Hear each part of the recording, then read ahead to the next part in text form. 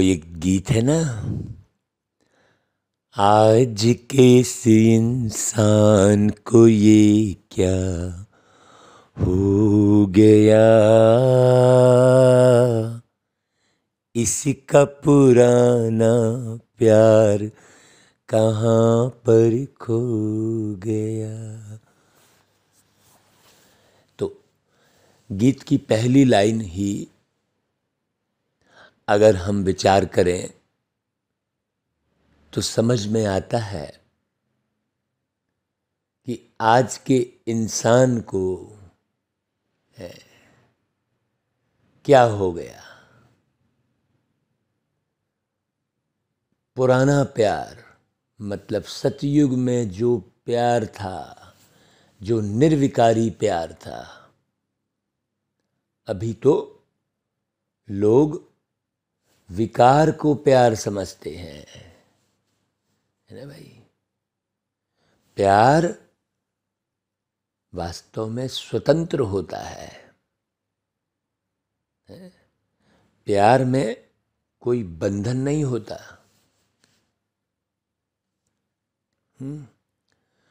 प्यार प्रत्यक्ष होता है। हाँ, सबके सामने में प्यार होता है। मोहब्बत जो है, मोहब्बत को सब समझते हैं। प्यार को छुप के नहीं किया जाता। छुप के विकार में जाते हैं। प्यार अंधकार नहीं है, प्यार में अंधेरा नहीं होता, लेकिन विकार अंधकार में होता है। प्यार प्रकाश है और विकार अंधकार है। आजकल लोगों ने विषय विकार को प्यार की संज्ञा दे दी है। देह के प्रदर्शन, देह के मिलन को प्यार कह दिया है। जबकि गीत कौन सा है कि दो सितारों का मिलन, है ना भाई। वो गीत है ना कि जमी पर मिलन दो सितारों का। दो सितारे कैसे मिलते हैं? दो सितारों का मिलन, है ना, आज है जमी पर, ऐसा करके गीत है ना। दो सितारों का जमी पर है मिलन, आज की रात, आज की रात, ऐसा कहते हैं ना भाई। तो दो सितारों का मिलन, अर्थात सितारा कौन है? आत्मा। और सितारा कौन है? परमात्मा। आज की रात मतलब ये जो कलयुग की बेहद की रात है। इस बेहद की रात में कलयुग है अंधेरा। कलयुग यानी काला युग, कलयुग यानी लौह युग, और सतयुग है सवेरा। वो गीत है ना भाई, रात भर का है मेहमा अंधेरा, किसके रोके रुका है सवेरा, ऐसा गीत है ना। तो रात भर का मेहमा है अंधेरा मतलब ये तमो प्रधान दुनिया सिर्फ चंद समय ही रहने वाली है।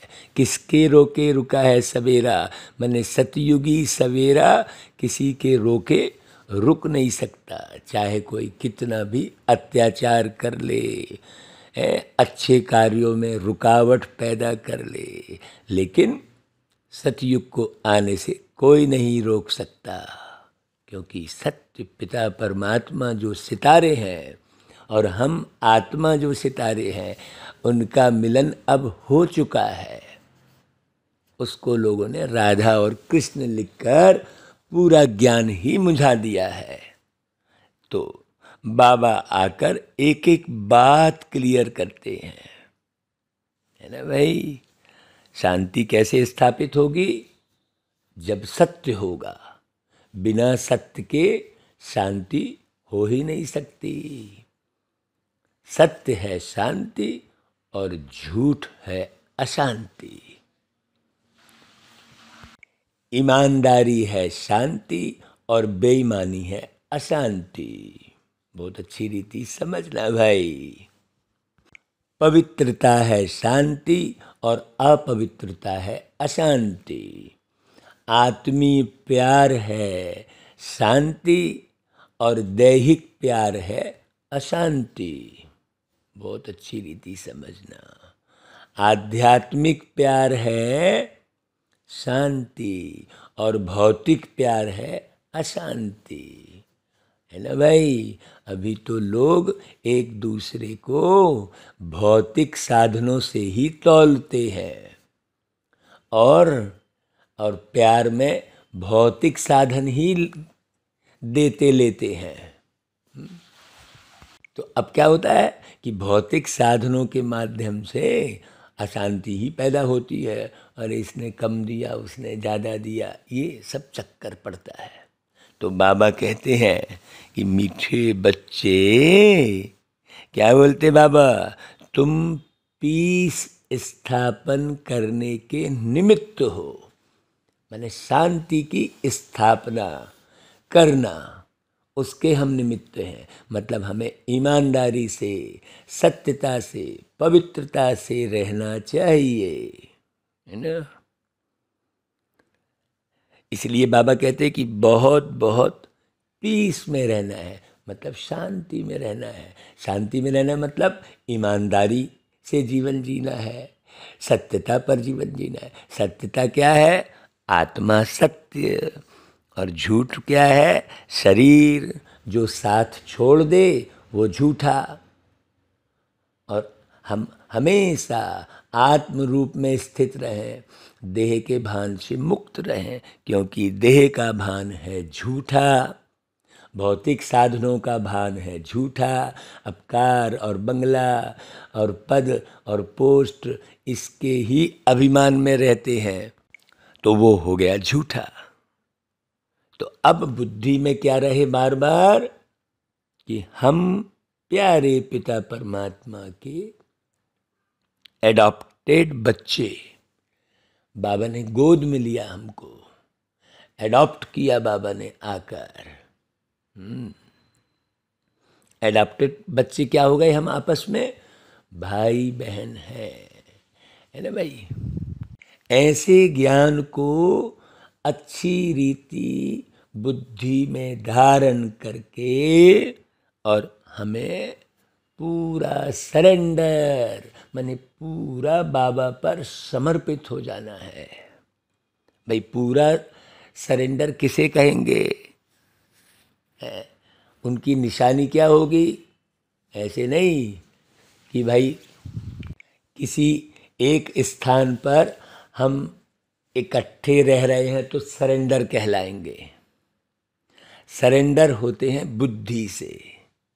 जैसे पुत्र जो है माता पिता पर समर्पित रहता है, सरेंडर रहता है, फिर कहीं भी रहे वो है।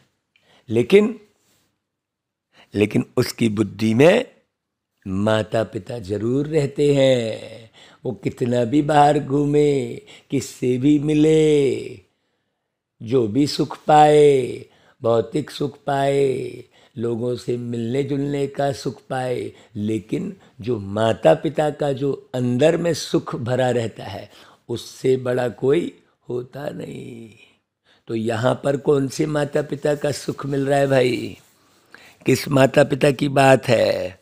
तो पूरा सरेंडर वह जिनकी बुद्धि में रहता कि हम ईश्वरी माँ बाप से पलते हैं। बाबा यह सब कुछ आपका है, न तो मेरी दुकान है, न मेरी ऑफिस है, न मेरा घर है, यहाँ पर मेरा कुछ भी नहीं है। अब मेरा घर नहीं है ज़मीं पर, उड़ता हूँ मैं सदा आसमां से ऊपर, अब यहाँ पर ये गीत जो है बड़े गहरे भाव के साथ मुझ आत्मा के द्वारा प्यारे पिता परमात्मा के ज्ञान के आधार पर बना है। बहुत अच्छी रीति समझना भाई। उड़ता हूँ मैं सदा आसमां से ऊपर, मतलब हमेशा आसमां अर्थात व्यक्त भाव है ना भाई। आसमां अर्थात विचारों के साथ जीवन है ना। विचार ही आसमान है ना। उस आसमां से भी ऊपर, हर विचार से परे, दुनिया के हर विचार से परे, अव्यक्त भाव, व्यक्त भाव से दूर, अव्यक्त भाव, ये है उड़ना। मतलब किसी के भी प्रति कोई जो है ना तो आकर्षण न विकर्षण, वो है स्नेह की स्थिति, मोहब्बत की स्थिति, वो है शांति की स्थिति। मतलब मोहब्बत है शांति, है ना भाई। बहुत अच्छी रीति समझना भाई। तो सब कुछ बाबा का, मेरा ना तो घर, ना कोई ऑफिस, ना कोई पद, ना कोई पोस्ट, ये तो टेम्परेरी है पार्ट बजाने के लिए। इसे गहरे से समझना। तो सरेंडर कौन? जो यह बुद्धि में रखे कि बाबा यह सब कुछ आपका है, आप हमारी पालना करते हो। कौन से बाबा? निराकार शिव बाबा। भल कोई नौकरी आदि करते हैं, लेकिन बुद्धि से समझते हैं यह सब बाबा के लिए हम नौकरी करते हैं, बाबा के लिए हम ऑफिस में बैठकर बाबा के ज्ञान यज्ञ के लिए धन कमाते हैं। ज्ञान यज्ञ क्या है? मतलब सोचो, बाबा के जो ज्ञान है वो सबको लुटाने के लिए हम धन कमाते हैं। अब लुटाने के लिए तो जगह जगह जाना पड़ेगा ना भाई, जाना पड़ेगा तो गाड़ी का उपयोग करना पड़ेगा। तो बाबा के ज्ञान को लुटाने के लिए जब हम गाड़ी का उपयोग करते हैं तो जो पेट्रोल का खर्च होता है वो बाबा के लिए ही कमाते हैं। बाबा के लिए मतलब बाबा के ज्ञान योग को इस धरती पर पूरी तरह से पूरे विश्व के अंदर, पूरे विश्व को बाबा के ज्ञान के स्वरूप बनाने की सेवा। बाकी बाबा की कोई सेवा वाली बात ही नहीं है। बाबा तो निराकार है, बाबा तो अभोक्ता है, बाबा को तो कुछ चाहिए नहीं, है ना भाई। बहुत अच्छी रीति समझना है। वास्तव में बाबा की सेवा क्या है? आप अपने लिए ही कई जन्मों के सुख जमा करते हो इस ज्ञान योग की सेवा करके। तो बहुत आगे चलो भाई। तो बाबा को फिर हम मदद करते हैं, उससे इतने बड़े यज्ञ की कारोबार चलती, सबकी पालना होती है। ऐसे बच्चे भी अर्पण बुद्धि हुए, है ना भाई। साथ साथ पद ऊंचा पाने के लिए पढ़ना और पढ़ाना भी है। कैसा पढ़ना भाई? अच्छी रीति, एक एक शब्द समझ समझ कर पढ़ना और खूब अच्छे से औरों को भी पढ़ाना। बेहद की सभा लगा के पढ़ाना। ये पढ़ाई भी ऐसे रही कि चाहे जहाँ किसी को भी हम बताने लग गए, नहीं, अपने जीवन में किए जाने वाले कर्मों के द्वारा पढ़ाना मुख्य बात। बाकी स्पष्ट करने के लिए तो प्रदर्शनी आदि समझानी पड़ेगी, लेकिन आपके कर्म, आपका व्यवहार, अपने व्यवहार के द्वारा पढ़ाना। ऐसे नहीं आपके व्यवहार से लोग दूर भाग रहे हैं, नहीं नहीं भैया उससे मत मिलो, नहीं, आपका व्यवहार बहुत अच्छा है, आपकी बोली बहुत सत्य है, उसके बाद भी कोई दूर भाग रहा है मान लो आपसे, तो वो कोई बात नहीं है। हाँ, क्योंकि झूठा जो है वो सच्चे के पास रह नहीं सकता। हाँ, झूठ माने अंधेरा, अंधेरा कभी भी प्रकाश के साथ रह ही नहीं सकता। बहुत अच्छी बात समझना, जब कलयुग है तो सतयुग बिल्कुल नहीं है, और जब सतयुग है तो कलयुग बिल्कुल नहीं है। हाँ, मतलब कलयुग है तो सत्य का नामो निशान नहीं है, और सतयुग है तो झूठ का नामो निशान नहीं है। कलयुग है तो सुख का नामो निशान नहीं है, और सतयुग है तो दुख का नामो निशान नहीं है।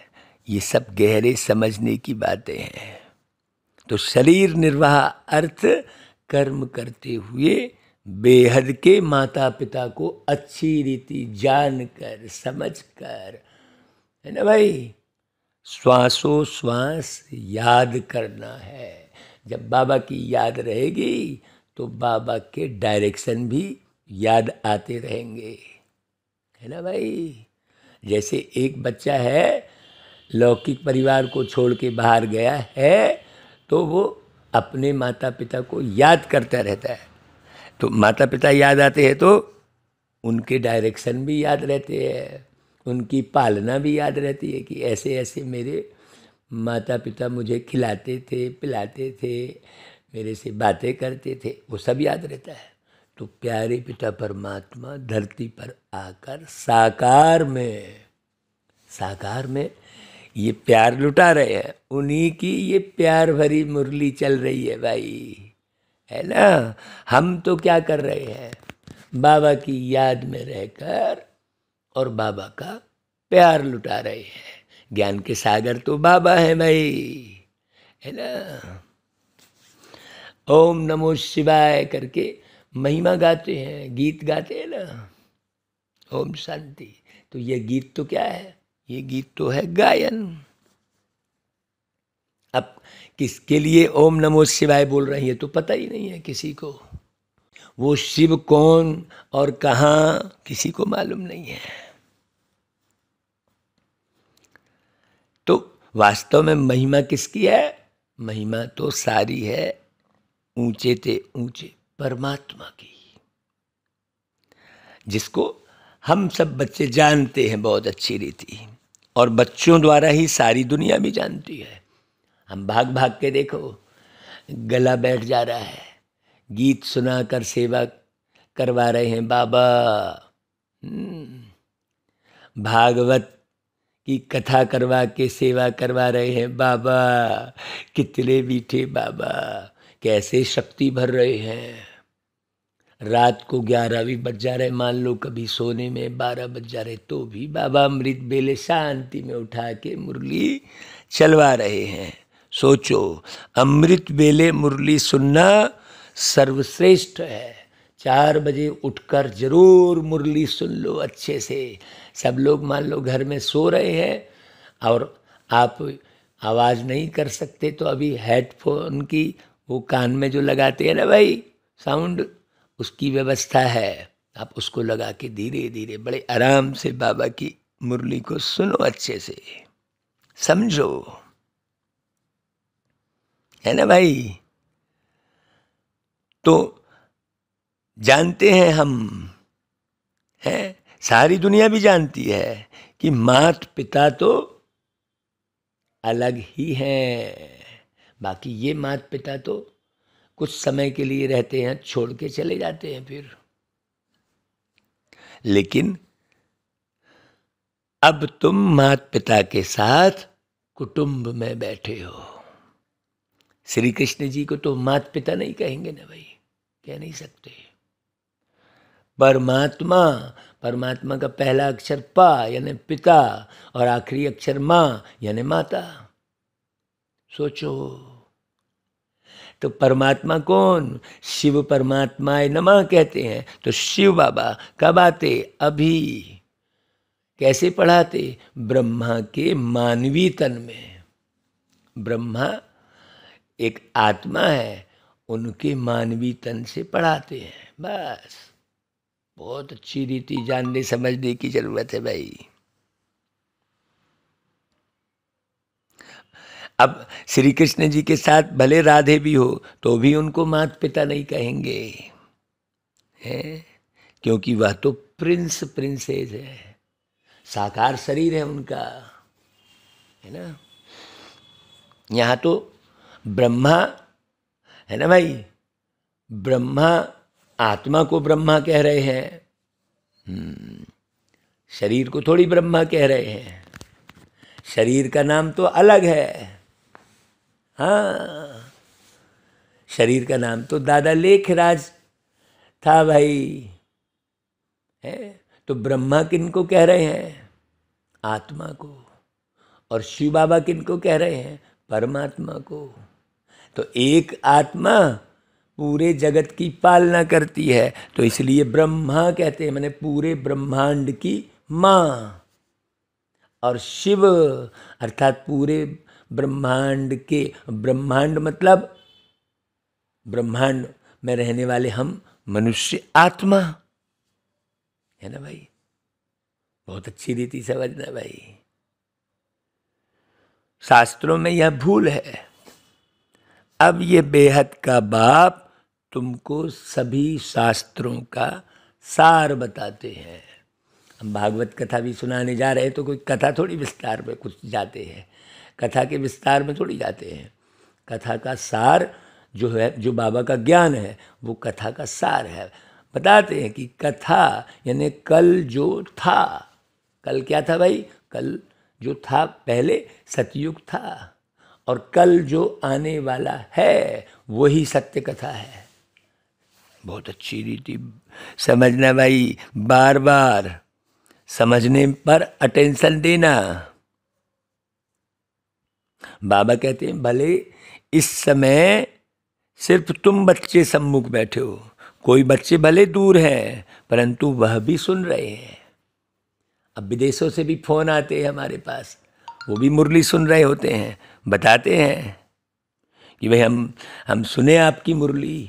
तो हम कहते नहीं भाई, मेरी मुरली नहीं है, ये तो बाप की मुरली है। आपकी मुरली मत बोलो, बाप की मुरली। बाप की मुरली को हम सुना रहे हैं, निमित्त बने हैं। तो है ना, जानते हैं माता पिता हमको सृष्टि के आदि मध्य अंत का राज समझा रहे हैं और सदा सुखी बनाने का रास्ता व युक्ति बता रहे हैं बाबा, है ना। यह हुबहू जैसे घर है, एक बहुत सुंदर परिवार का सृजन कर रहे हैं। पूरे दुनिया में एक भी परिवार ऐसा नहीं है जो विकार रहित हो, जो कलंक रहित हो, जो काम क्रोध लोभ मोह अहंकार से मुक्त परिवार हो। ऐसा कोई परिवार है क्या? तो बाबा आके वैसा परिवार बनाना चाहते हैं। तो यदि मान लो हमारे ब्राह्मण परिवार में जो बाबा ने बनाया है, उसमें भी यदि मोहब्बत ना हो, आत्मी प्यार ना हो, आत्मी व्यवहार ना हो, तो कैसा परिवार फिर? खिंचे खिंचे रहें, एक दूसरे को क्रिटिसाइज करें, वो तो दुनिया में भी होता है। तो कैसे बाबा के बच्चे? यदि बाबा के बच्चे हैं अपने को हेड समझें, किसी को कमज़ोर समझें, नहीं भाई, सब आत्मा बाबा की संतान है, ऐसा समझ के आत्मी व्यवहार करें। तो तब वो घर कहलाएगा। तो थोड़े बच्चे यहाँ हैं, बहुत तो बाहर हैं, बाबा कह रहे हैं। थोड़े बच्चे मधुबन में हैं, लेकिन बहुत बच्चे, भाई सब तो एक स्थान पर, पूरी दुनिया के जितने बच्चे हैं वो एक स्थान पे तो नहीं रह सकते ना। तो बाबा कहते देखो, यह है ब्रह्मा मुख वंशावली, नई रचना, है ना भाई। तो बाहर दुनिया में विषय विकारों के चंगुल में फंसे हैं, वो है पुरानी रचना। बच्चे जानते हैं कि बाबा हमको सदा सुखी बनाने आए हैं, तो अब हम विषय विकार छोड़ के नए बन गए, है ना भाई। हमने ज्ञान स्नान करके नहा धो के फ्रेश हो गए, हम आत्मा ताजे हो गए। कहते हैं ना भाई, तरो ताजगी। हाँ, कहते हैं ना, नहा धो के ताजे हो गए, कहते हैं। रात का बासीपन कब निकलता? जब स्नान करते हैं। तो यहाँ पर ज्ञान स्नान की बात है। तो बच्चे जानते हैं कि बाबा हमको सदा सुखी बनाने आए। लौकिक माँ बाप भी बच्चे को बड़ा कर स्कूल में ले जाते हैं। यहाँ बेहद के बाप हमको पढ़ा भी रहे हैं और हमारी पालना भी कर रहे हैं। तुम बच्चों को अब एक के बगैर दूसरा कोई रहा ही नहीं है प्यारे बाबा। बस कितना सरल, एक को याद करना कितना सरल भाई। तो शिव बाबा और ब्रह्मा माँ भी समझते हैं कि यह हमारे बच्चे हैं। भाई लौकिक कुटुंब होगा तो 10-15 बच्चे होंगे, 2-3 शादी की होगी। यहाँ तो यह सब बाबा के बच्चे बैठे हैं। तो जितने भी बच्चे पैदा करने हैं सो अभी ही ब्रह्मा मुख कमल द्वारा करने हैं। पीछे तो बच्चे पैदा करने ही नहीं है, सभी को वापस जाना है। यह एक ही एडॉप्टेड माता पिता है ना, है ना भाई। वो पिता जो है एक ही एडॉप्टेड माता को निमित्त बनाते हैं। यह बड़ी वंडरफुल बात है। यह तो जरूर है। गरीब का बच्चा समझेगा कि बाप हमारा गरीब है, और साहूकार का बच्चा समझेगा कि हमारा बाप साहूकार है। वह तो अनेक माँ बाप हैं, यह तो सारे जगत के एक ही माता पिता हैं। इसलिए गाते हैं तुमेव माता च पिता तुमेव। तो तुम सभी जानते हो कि हम उनके मुख से एडॉप्ट हुए हैं। यह हमारा पारलौकिक माँ बाप है। यह आते ही पुरानी सृष्टि में है, जब मनुष्य बहुत बहुत दुखी होते हैं। बच्चे जानते हैं कि हमने इस पारलौकिक माता पिता की गोद ली है। हम सब आपस में भाई बहन हैं, दूसरा कोई हमारा संबंध नहीं है। तो भाई बहन को आपस में बहुत मीठा, रॉयल, पीसफुल, नॉलेजफुल, ब्लिसफुल बनना चाहिए। जबकि तुम पीस स्थापन कर रहे हो तो तुमको भी बहुत पीस में रहना चाहिए। बच्चों को यह तो बुद्धि में होना चाहिए कि हम पारलौकिक बाप के एडॉप्टेड बच्चे हैं। परम धाम से बाप आए हैं, वह है दादा माना ग्रैंडफादर, और यह है दादा माने बड़ा भाई। जो पूरा सरेंडर है वो समझेंगे हम ईश्वरी माँ बाप से पलते हैं। बाबा यह सब कुछ आपका है। बाबा आप हमारी पालना करते हो। तो जो बच्चे अर्पण होते हैं उनसे सभी की पालना हो जाती है। भल कोई नौकरी करते हैं तो भी समझते हैं यह सब कुछ बाबा के लिए है, तो बाप को भी मदद करते रहते हैं। नहीं तो भाई यज्ञ की कारोबार कैसे चले। राजा रानी को भी माता पिता कहते हैं, परंतु वह फिर भी जिस्मानी माता पिता हुए। यहाँ तो ब्रह्मा रूहानी है। बहुत अच्छी रीति समझना भाई। राज माता भी कहते हैं तो राज पिता भी कहते हैं। यह फिर है बेहद के। बच्चे जानते हैं कि हम माता पिता के साथ बैठे हैं। यह भी बच्चे जानते हैं कि हम जितना पढ़ेंगे और पढ़ाएंगे उतना ऊंच पद पाएंगे। साथ साथ भाई शरीर निर्वाह अर्थ कर्म भी करना है। ऐसे नहीं कि अपने धंधा डोरी छोड़ दिए, नौकरी छोड़ दिए, ये बात तो कर ही नहीं रहे बाबा। शरीर निर्वाह तो कर्म करना है ना भाई। भाई जिनके तन में आए हैं वो भी बुजुर्ग हैं। शिव बाबा को तो कभी बूढ़ा व जवान नहीं कहेंगे, वह तो है ही निराकार। तो यह भी तुम जानते हो कि हम आत्माओं को निराकार बाबा ने एडॉप्ट किया है, और फिर साकार में है ये ब्रह्मा। अहम आत्मा कहती है हमने बाप को अपना बनाया है। फिर नीचे आओ तो कहेंगे हम भाई बहनों ने ब्रह्मा को अपना बनाया है। शिव बाबा कहते हैं तुम ब्रह्मा द्वारा हमारे ब्रह्मा मुख वंशावली बने हो, क्योंकि शिव बाबा को तो अपना मुख है ही नहीं भाई, है। तो ब्रह्मा भी कहते हैं तुम हमारे बच्चे बने हो, तुम ब्राह्मणों की बुद्धि में श्वासोश्वास यही चलेगा कि यह हमारे बाप हैं और वह हमारे दादा हैं। बाप से जास्ती दादे को याद करते हैं। वह मनुष्य तो बाप से झगड़ा आदि करके भी दादे से प्रॉपर्टी लेते हैं। तुमको भी कोशिश करके बाप से जास्ती दादे से वर्षा लेना है।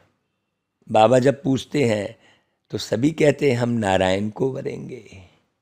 कोई कोई नए आते थे, पवित्र नहीं रह सकते, तो वह हाथ नहीं उठा सकते, कह देते माया बड़ी प्रबल है भाई। वह तो कह भी नहीं सकते कि हम श्री नारायण को व लक्ष्मी को वरेंगे। देखो जब बाबा सम्मुख सुनाते हैं तो कितना खुशी का पारा चढ़ता है, बुद्धि को रिफ्रेश किया जाता है तो नशा चढ़ता है। फिर किसी किसी को वह नशा स्थायी रहता है और किसी किसी में धीरे धीरे क्या होता है, कम हो जाता है। तो बेहद के बाप को याद करना है, 84 जन्मों को याद करना और चक्रवर्ती राजाई को भी याद करना है। जो मानने वाले नहीं होंगे उनको याद नहीं रहेगी बिल्कुल। तो बाप दादा समझ जाते हैं कि कहते तो बाबा बाबा हैं, परंतु सच सच याद करते नहीं हैं। हाँ, अंदर बाबा की याद रहे। हाँ, अनहद नाद अंदर बाबा की याद का बजता रहे। है ना। तो बाबा को सच सच याद नहीं करते तो लक्ष्मी नारायण को वरने लायक भी नहीं बनते। चलन ही ऐसी है। अंतर्यामी बाप हर एक की बुद्धि को समझते हैं, कोई चालाकी नहीं खेल सकता भाई। बाबा तो अति सूक्ष्म है, 1 सेकंड में आपके पास आके आपका सारा कुछ समझेंगे। बहुत अच्छी रीति समझना। हाँ, यहाँ तो भाई शास्त्रों की तो कोई बात ही नहीं है। बाबा ने आकर राजयोग सिखाया है जिसका नाम गीता रखा है।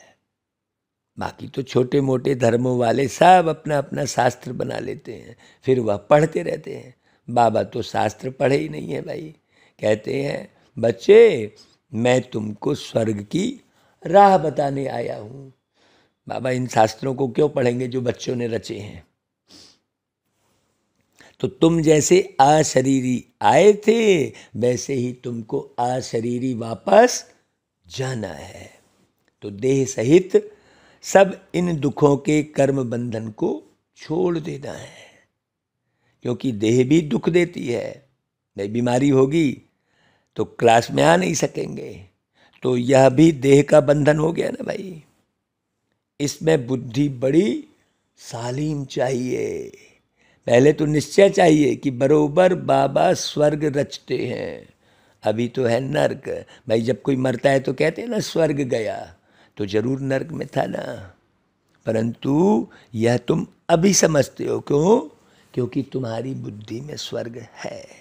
बाबा रोज नए नए तरीके से समझाते हैं तो तुम्हारी बुद्धि में अच्छी रीति बैठे है। हमारे बेहद के माता पिता हैं तो पहले बुद्धि एकदम ऊपर चली जाएगी, आसमान से उस पार।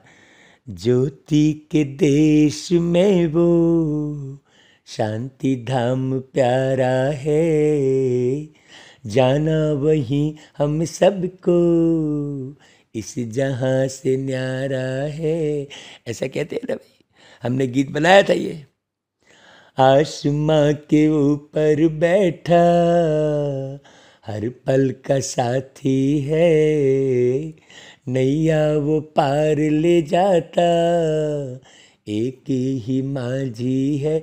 तो आसमां से ऊपर बैठा मतलब इस पूरी सृष्टि के आवाज से परे बैठे हैं वो। हर विचारों से परे प्यारे बाबा, समझो अच्छी रीति और बाबा को एक्यूरेट याद करो भाई। तो वो माता पिता तो एकदम बुद्धि ऊपर चली जाएगी, फिर कहेंगे इस समय बाबा आबू में है, और जो बच्चा पुकारे बाबा उनके पास आ जाते हैं। ऐसा थोड़ी कि एक के पास रहेंगे भाई, बाप तो सभी बच्चों के पास जाते हैं, तो महसूस तो सबको होगा। जो जो मुरली पढ़ के अपने स्वयं का निर्माण करेगा वो बाबा का अनुभव करेगा। बाकी तो ऐसे बाबा बाबा कहने वाले तो दुनिया में भी ढेर बैठे हैं। जैसे भाई यात्रा पर जाते हैं तो बद्रीनाथ का मंदिर ऊपर रहता है, तो पंडे ले जाते हैं। बद्रीनाथ खुद तो ले चलने लिए नहीं आते हैं, मनुष्य पंडा बनते हैं। तो यहाँ शिव बाबा खुद आते हैं परम धाम से, कहते हैं हे आत्माएं, तुमको यह शरीर छोड़ शिवपुरी चलना है। कहाँ पर है भाई शिवपुरी? परम धाम में। जहाँ जाना है वहाँ निशाना जरूर याद रहेगा, है ना भाई। अब वो जो बद्रीनाथ कहते हैं, तो वो बद्रीनाथ तो चैतन्य में आकर बच्चों को साथ ले जाए, ऐसे तो हो नहीं सकता। वह तो यहाँ के रहवासी है भाई। यह परमपिता परमात्मा कहते हैं मैं तो परम धाम का रहवासी हूँ, तुमको लेने के लिए आया हूँ। तो चलो शरीर छोड़ छोड़ के, अब ये शरीर के भान को छोड़ो। श्री कृष्ण तो ऐसे कह ना सके भाई। रुद्र शिव बाबा कहते हैं यह रुद्र यज्ञ रचा हुआ है। गीता में भी रुद्र की बात लिखी हुई है। वह रूहानी बाप कहते हैं मुझे याद करो, तो बाप ऐसी युक्ति से यात्रा सिखाते हैं। तो जब विनाश हो तब तो तुम आत्मा शरीर छोड़ सीधा बाप के पास चले जाएंगे।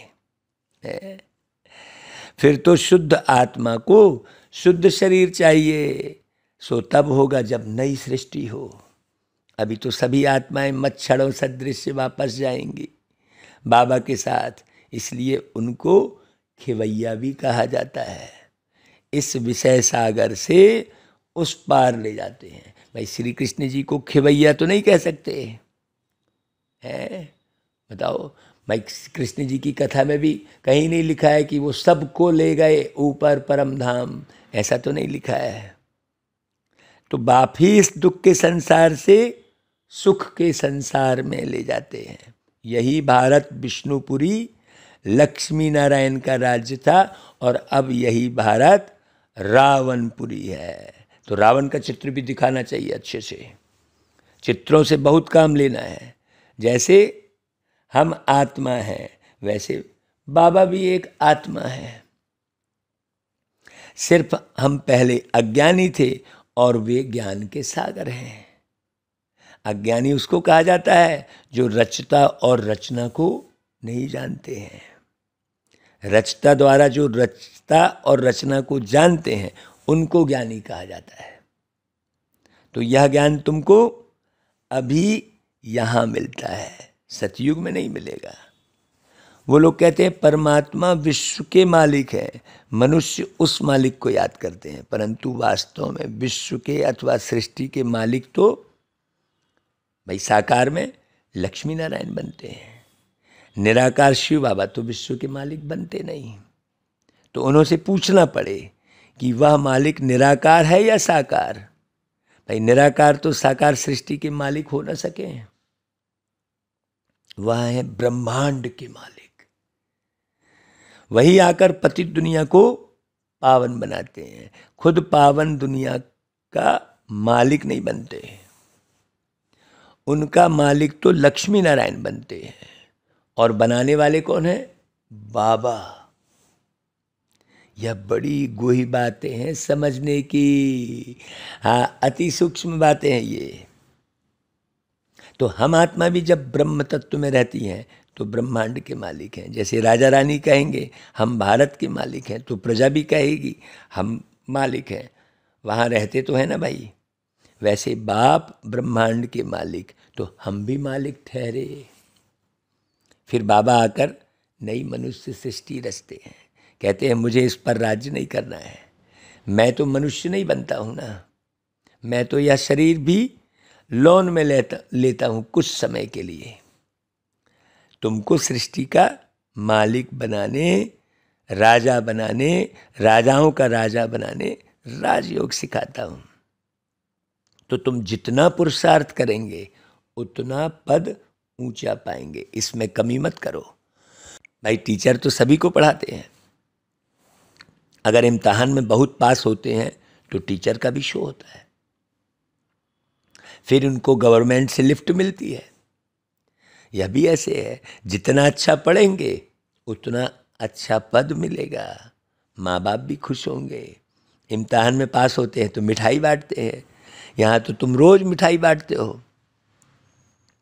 फिर जब इम्तहान में पास हो जाते हो तो सोने के फूलों की वर्षा होती है, तुम्हारे ऊपर कोई आकाश से फूल नहीं गिरेंगे, परंतु तुम एकदम सोने के महल के मालिक बन जाते हो।